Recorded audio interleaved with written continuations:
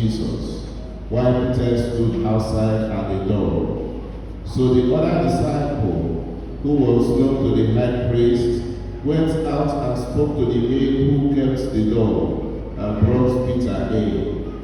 The maid who kept the door said to Peter, "Are not you also one of this man's disciples?" He said, "I am not."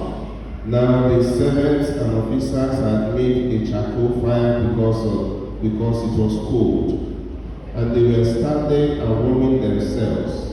Peter also was with them, standing and warming himself.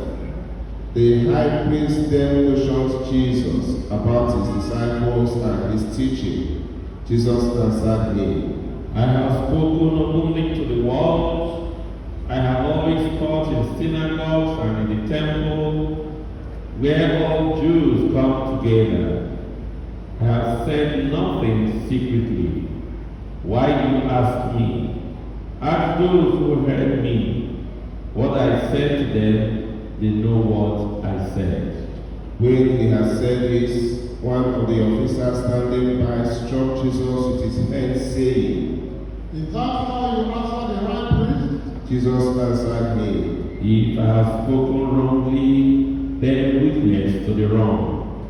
But I have spoken rightly, why do you strike me? Ananias then sent him back to Caiaphas the high priest. Now Simon Peter was standing and warming himself. They said to him, "Are not you also one of the disciples?" He denied it and said, "I am not." One of the servants of the high priest, a kinsman of the man who spitted here and cut off, asked, "Did I not see you in the garden with him?" Peter again denied it, and of course the cock crowed. Then they led Jesus from the house of Caiaphas to the praetorium. It was early.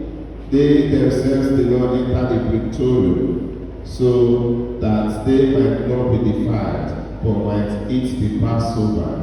So Pilate went out to them and said, "What accusation you bring against this man?"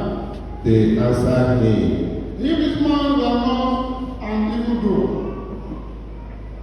we would not have handed him over." Pilate said to them, "Take him yourself and judge him by your own law." The Jews said to him, It is not lawful for us to put any man to death.